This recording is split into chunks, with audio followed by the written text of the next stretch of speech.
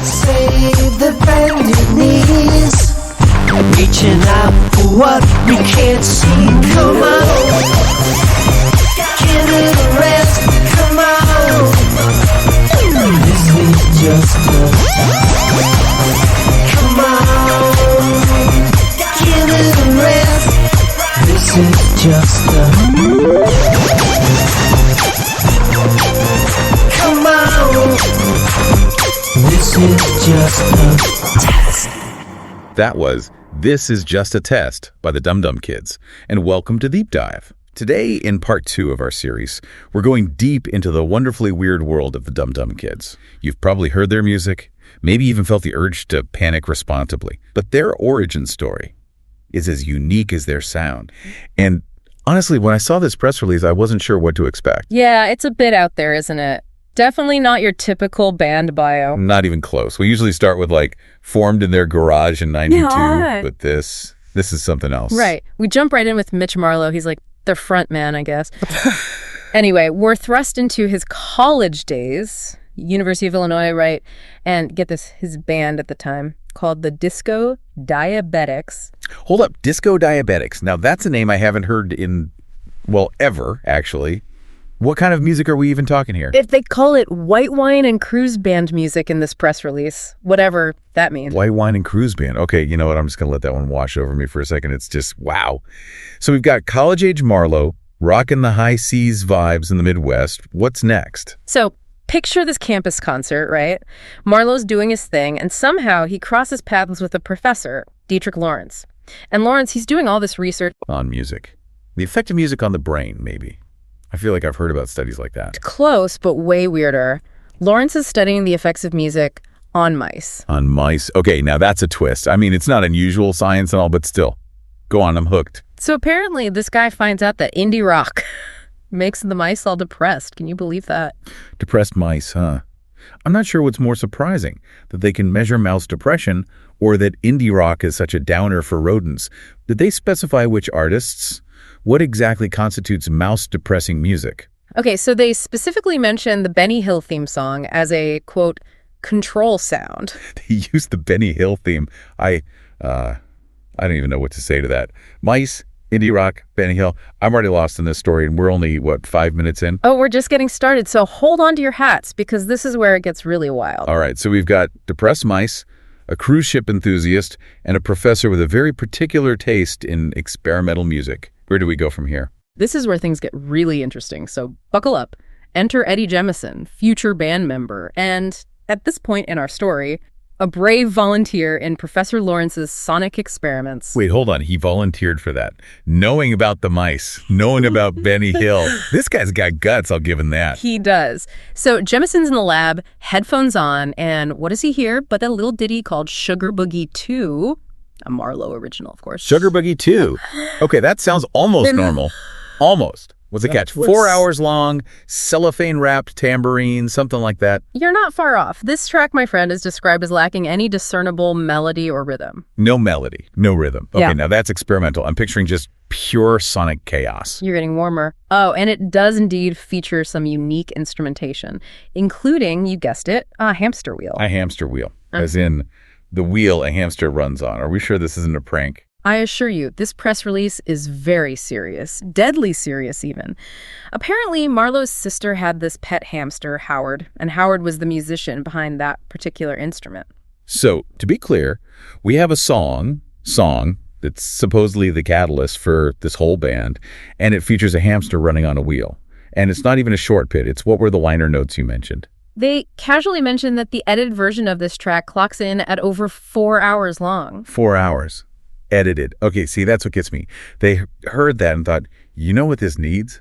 Less. Who are these people? Right. What kind of person hears a 4-hour hamster wheel symphony and thinks, this is it. This is the sound I've been searching for? Well, apparently Eddie Jemison, right. You said it sparked something in him, this obsession with finding the musical genius behind that. Exactly.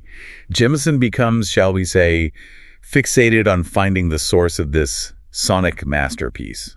And, as luck would have it, he stumbles upon a live performance, in a dorm room maybe, with mood lighting and a cellophane-wrapped tambourine solo. You're not far off. Jemison's wandering the campus one day when a familiar sound stops him in his tracks. Howard, hard at work on his musical wheel. Hold on. He recognized the hamster. The hamster's specific contributions to the soundscape? This Jemison, he's got an ear. I'll give him that. He follows the sound to a nearby dorm room, throws open the door, and who does he find but Mitch Marlowe himself, surrounded by an eclectic assortment of instruments, presumably including a very special hamster wheel. Okay, so the guy who's obsessed with avant-garde hamster music finds the guy who makes avant-garde hamster music. This has to be the start of a beautiful friendship, right? What happens next, jam session? Well, about that, let's just say the press release uses the phrase passionate embrace. Passionate embrace. Okay, now I know this isn't your average band bio. Yeah. Are we talking like hug it out, bromance kind of embrace, or? It's implied that Jemison's appreciation for Marlowe's musical talents manifested in a rather, shall we say, physical way. Physical. Okay, I did not see that coming. And remember, all of this is happening with a hamster providing the soundtrack, right? This is unreal. Where does the professor fit back into all of this? Right on cue, as if summoned by the sheer awkwardness of the situation, Professor Lawrence walks in on this display. Oh, no. I can only imagine the look on his face. Talk about a mood killer. Chaos ensues. Marlowe, startled, accidentally touches a live wire with his guitar. Wait, a live wire? Like an electrical hazard? Where did that come from? The press release doesn't go into detail, but I'm picturing some exposed wiring, maybe a DIY attempt at a stage light gone wrong, you know. College dorm rooms, am I right? Yeah. Anyway, all three of them, Marlowe, Jemison, and even poor Professor Lawrence, get caught in this bizarre electrical circuit. Oh my God, are we talking like full-on electrocution here? Do they have to call the paramedics? I knew this deep dive was going to be weird, but this is next level. Well, this is where it gets really strange, even for Dum Dum Kids. Remember, Howard, our furry percussionist. How could I forget? The mastermind behind the 4-hour opus. Well, according to the press release, right at that moment, Howard decides to, nibble on a cable, just a little snack. And he just happens to pick the exact cable that breaks the circuit.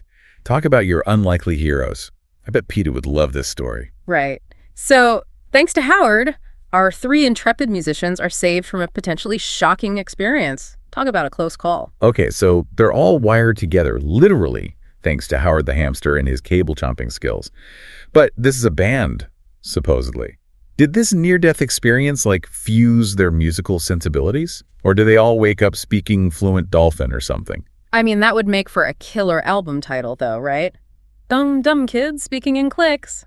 But no, they didn't go full flipper on us, more's the pity. But it did, as the press release so delicately puts it, forge an unbreakable bond between them. Of course it did. How could it not after a stunt like that? It's like a shared hallucination, only with more electricity and rodent intervention. But the music. We've danced around long enough. What did Dum Dum Kids sound like? Did we actually get, songs out of this whole thing? We did, although songs might be pushing it, depending on your definition. They went on to release 3 albums, and let's just say they're not exactly topping the Billboard charts. Okay, but what am I picturing here? Was it more hamster-powered avant-garde? Or did they, lean into the whole electric shock thing and go full-on punk rock? Imagine, if you will, a musical blender filled with free jazz, children's toys, and power tools. Now, set that blender to puree, and you're somewhere in the ballpark. Okay, I can see why you hesitated to call them songs. That sounds less like a band and more like a recipe for sonic chaos. But we have those recordings of them on Jimmy Kimmel and SNL, right? What did they actually play? How do you even perform that kind of sound? Well, play might be a strong word. The Kimmel appearance involved a lot of, let's call it, creative improvisation. They had a vacuum cleaner, a couple of typewriters. At one point, I swear I heard a dial-up modem. Okay, now that's just inspired. I bet even the sound guy was baffled. So basically, they took their dorm room jam session to late-night television. What did the audience think? Let's just say the YouTube comments are lively. People were either completely bewildered or utterly enchanted. There was no middle ground. That tracks. And SNL. What was their vibe for that? They actually played a more traditional set on SNL, if you can believe it. Well, traditional for them, at least. They used real instruments for most of it, although there was a memorable kazoo solo. Of course there was. So they were in on the joke then? Yeah. Leaning into the absurdity of it all. Oh, absolutely. In fact, they did a skit on SNL about their whole origin story, the hamster, the electrical mishap, the whole 9 yards. No way. Did they at least give Howard a cameo? He deserves a cut of the royalties, that's all I'm saying. Right. Sadly, no hamster appearance. But it was pretty clear they were self-aware, even poking fun at their own music. During one interview, when asked to describe their sound, Marlowe said, and I quote, "It's like potato salad without the potatoes. Potato salad without the potatoes. That's amazing. Like, it's not right, but you can't help but be intrigued. So what's the verdict? Are Dum Kids musical geniuses or just masters of chaos? Honestly, I think they're a little bit of both. They're playing with our expectations, challenging us to rethink what music can be. They're weird, they're wild, and they absolutely refuse to be put in a box. That's a good way to put it. So to our listeners, if you're looking for something predictable, something safe, Dum Kids might not be for you. But if you're feeling adventurous, if you want your musical boundaries pushed, or maybe even shattered, then fire up your streaming service, buckle up, and get ready for a wild ride. Their music is a reminder that sometimes the most profound art comes from the most unconventional places. And that sometimes it's okay to just let go, to panic responsibly, and embrace the chaos. Precisely. And in a world that often feels too structured, too predictable, the Dum Dum Kids offered a much-needed dose of absurdity and liberation. They reminded us that it's okay to be different, to challenge norms, and to find beauty in the unexpected. Verge, for anyone out there feeling the urge to break free from the mundane, I highly recommend diving into the world of the Dum Dum Kids. You might just find yourself inspired to panic responsibly and embrace your own inner weirdness. We'll leave you with the healing smooth grooves of DDK's Tank Top Twin. There's a lot of panicking happening right now, and that won't stop anytime soon. But remember, we all need panic responsibly. Peace. Until next time.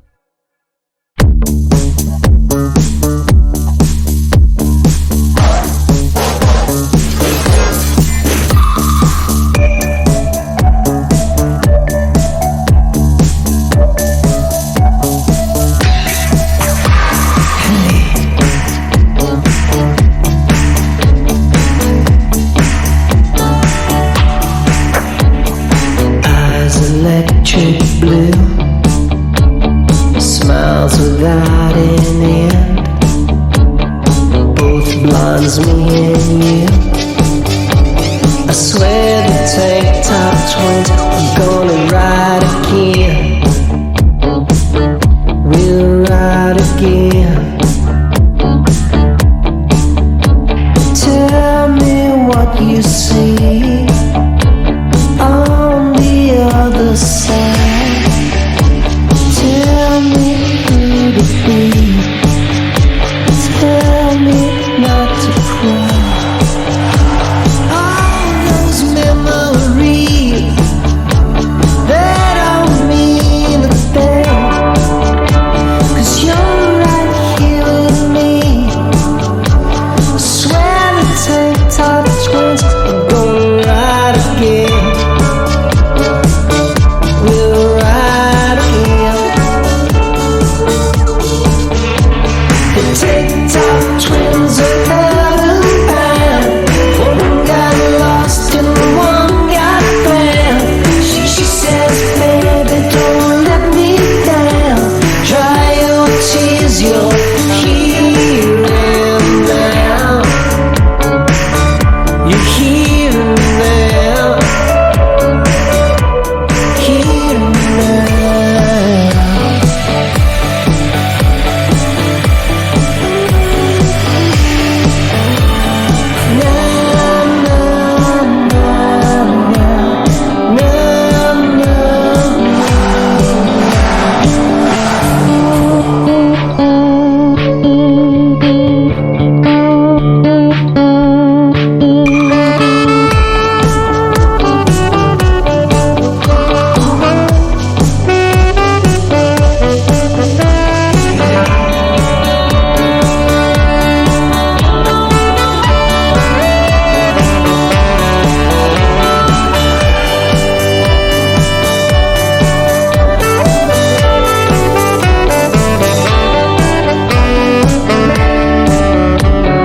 Turn my pictures down, put my books away.